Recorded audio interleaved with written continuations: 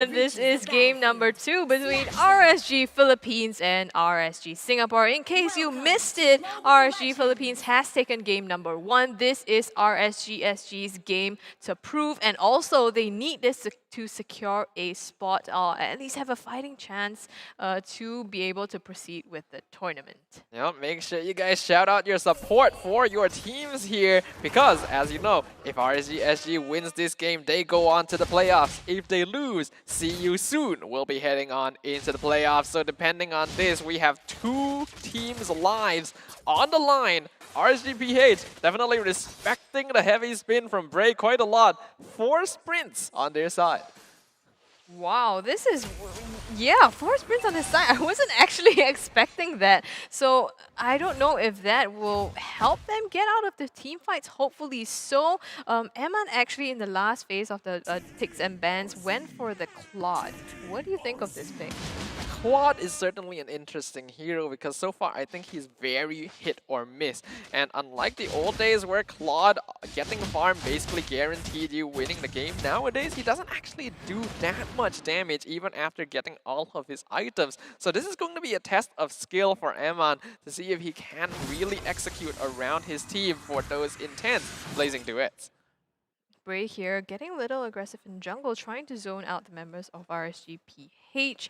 Unfortunately, of course, not being able to close out any kills yet, but that's going to create some space for them. And with the objective coming up in the top side in just under 11 seconds now, it's probably going to be in their advantage to do so. I think we didn't manage to highlight this, but this is going to be a Julian jungle as well. Demon Kite going to be playing on the new hero here. Very interested to see how he will build. So far, we've been seeing most people go for full damage on the Julian simply because of how much burst it outputs, but the turtle is now being contested. Yeah, Bray in some trouble here, trying to get knocked up and will get the heavy spin, but the turtle does go the way of RSG Philippines instead, just as you mentioned. The Julian, it does go his way, but I'm not sure if he wants to build full damage because it's a bit squishy, I think, so maybe a tank build would make some sense. Yeah, but in this game, he does have an advantage Julian usually would not have, and that is the Heart Guard. Even if he does go for full damage, he does have a pretty solid shield coming out from Light, and his timing is on point. And we know that this is a hero Light does play, so I think they can definitely hedge their bets on that, unless they really want Light to go onto Eman instead.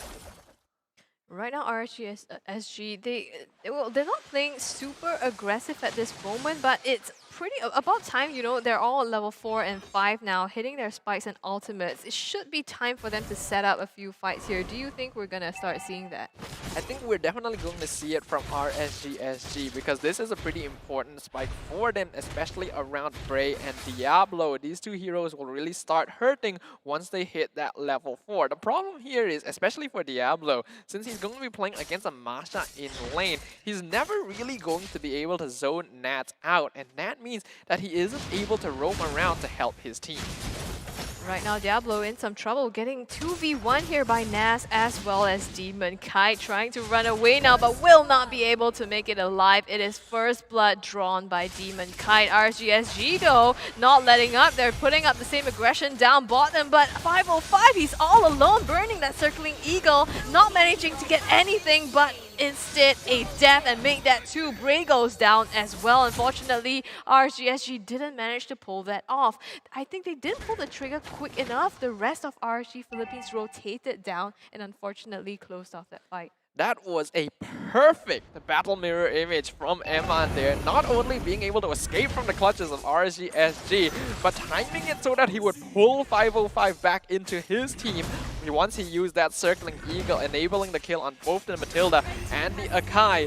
Another turtle going the side of RSGPH. Definitely having that lead now. They're about almost 2k ahead of RSGSG. It's still 0 kills on their side here. So even though, yes, they pick, you know, potentially heroes that could dominate their lanes like Miku Miku Mi, somehow it hasn't been working out for them. And that's because right now Baby Cakes and Diablo basically cannot leave lane. Yes, even if Miku is able to gain control over the mid lane, it doesn't really mean too much if the rest of the team isn't there to back them up. And we know that Bray is already a little bit behind, one level behind Demon Kite because he got picked off earlier protecting his support. Now in trouble again. Well, the enhanced chase onto Bray. Doesn't look like they're going for the kill, but Bray actually was counter jungling there a little bit. So trying to at least farm their way to catch up in terms of the gold here. But Eman going to be able to close that down with one turret on the bottom side. We can see that RSG is putting a lot of focus onto Eman's lane. After all, we know this man can really carry the game on these marksmen once he gets the farm to do so. So why wouldn't they? We can see up here Diablo really cannot leave his lane because of Nats. Eman being targeted with a heavy spin. Hardguard still keeping him alive. Blazing Duet still keeping him up. He gets a kill on 505 in return. Insane! Hardguard really clutched there to be able to save his life, and the damage was enough. Unfortunately, RSG wasn't able to get that. But that was just, impeccable timing. I'm just really impressed. Yes, Heartguard normally is a very strong ability, but I thought that it wouldn't be enough since he was pinned down by the heavy spin. There were so many members of RSG around him. Being able to survive that and get a kill in return, not to mention the fact that Diablo was picked off by Demon Kite again in the top lane. The net worth lead now already 3K for RSG Things not looking too swell for RSG Singapore. Yep, it's not. And now with the next turtle spawning, RSG Philippines definitely has the upper hand here. Gonna get it completely for free, and there's nothing that RSG Singapore can do about it. Yeah, this is a little bit of the problem with the draft from RSG. Yes, they have a strong team fight around the heavy spin as well as Diablo on his signature pick, but not enough peel for the backline, making it difficult for Baby Cakes to kind of walk forward and dish out his damage. Yeah, it's looking really tough for them at this point. I mean, how does RSG need to start thinking about taking fights from here? I think they do need to kind of group up now. They have to play around the heavy spin cooldown to try and pick something up. RCPH, they're already comfortable enough to invade into their jungle with Eman himself. He knows he has a free ticket out and is able to time it well. Oh, the chase coming from onto 505 manages to get him down. Miku pops the black shoes, will be able to reset his HP there, and Diablo comes in with the flank, but the Heartguard saves Eman once again, and they only managed to take off one kill in the name of 505 so far.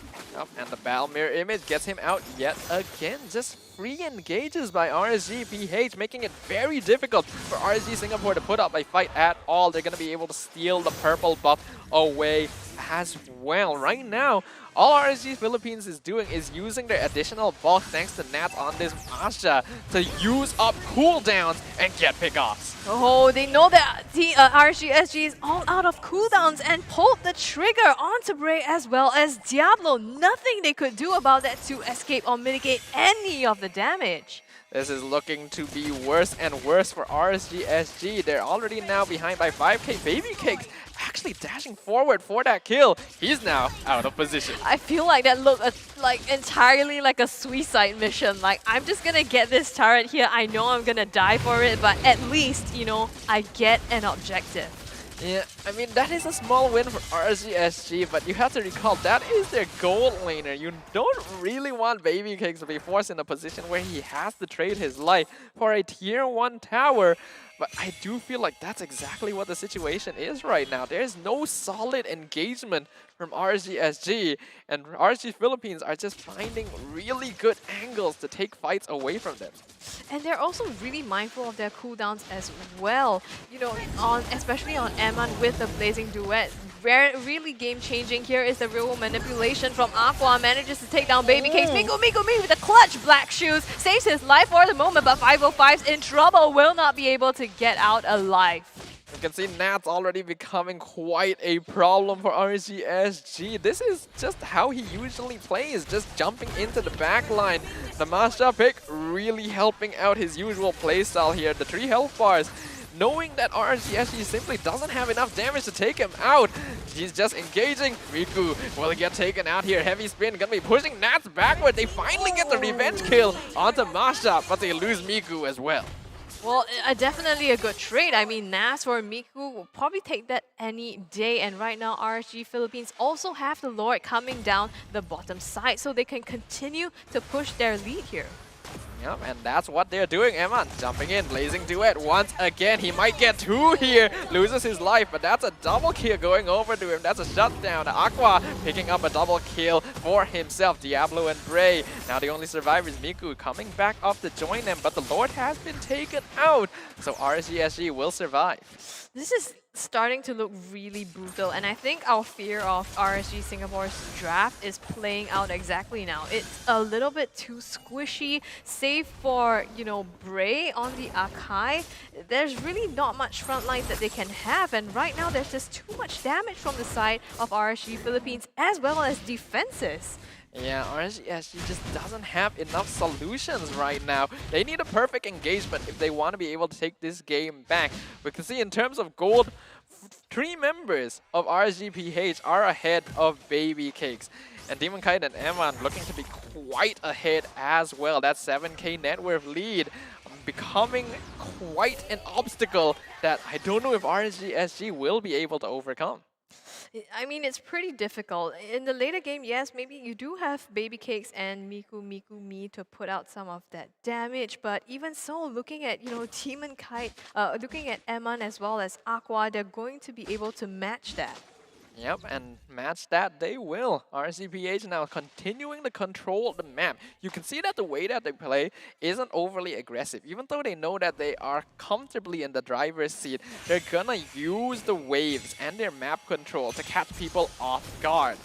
Bray tries to go for the heavy spin, but they're going to be able to mitigate that entirely. It's just put to waste now, and one ultimate use. Diablo tries to get the flank onto Demon Kite here, not going to be enough. And now the real world manipulation comes down onto Baby Cakes, burns the flicker. He manages to get out. Eman using the blazing duet. No kills so far except for 505, but what was he doing? Wrong part of town to be at.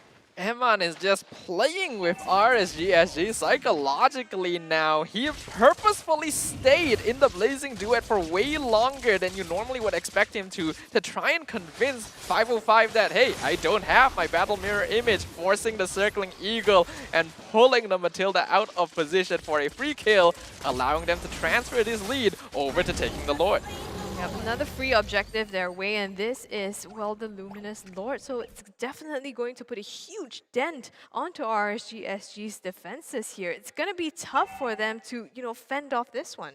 It really is. If we look at the items right now, it's not as if RSG are building badly, but you can see just how defensive they have to go to deal with damage coming out of RSGPH. We can see that Demon Kite actually electing to go for an interesting build here with the glowing wand and concentrated energy.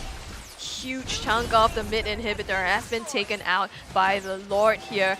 Once again, Bray going in with the heavy spin, but misses the mark completely. Diablo now coming through the back onto Emma, but the hard guard comes through, and he doesn't manage to take it. Instead, sacrifices his life, and now Aqua again coming out with a huge ultimate, trying to get that down, forces the Black Shoes out. They stay alive, but only for now. Bray, can he make it? Will be able to recharge some HP at the fountain, but right now they are just fighting on the back leg. 505 taken out, burst damage onto Bray as well. It's gonna be the end as RSG Philippines chunk down the core and finish off this game 2-0. RSGPH will officially send home their sister team, and see you soon will breathe a sigh of relief as they move on into the playoffs. We officially have 2 teams eliminated from MSC 2022 on day number 1.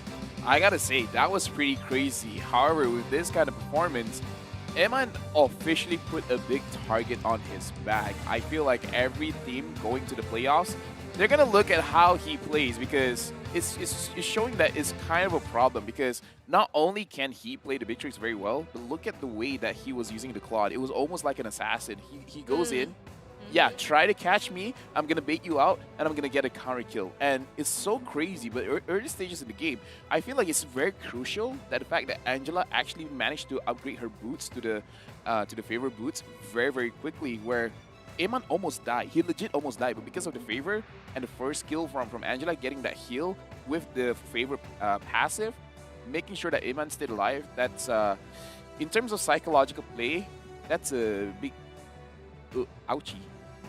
Not just psychological, I mean like mechanically you can see how RSG, PH, every one of them are so mechanically gifted. Oh, yeah. And the way that they play as well, Aqua on that Eve, always waits for all the important ultimates on RSG, SG side to be